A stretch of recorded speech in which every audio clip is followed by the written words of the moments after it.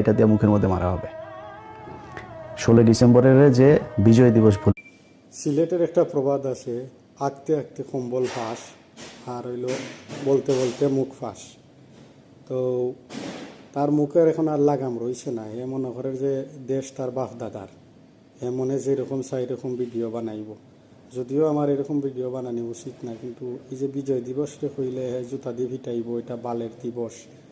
মানে তার মানে এই দেশে কোনো মানুষ মারা যায় নাই, তার কথা মতো কোনো দর্শন হয়েছে না, কিছুই হয়েছে না, শুধুমাত্র এমনি এমনি বিজয় আইছে। এটা এদেশে অনেক মানুষ মারা গেছে। তো এটা যে মারা গেছে এরা দেশের জন্যই মারা গেছে, এরা কিতা দেশের লাগে করছিল না।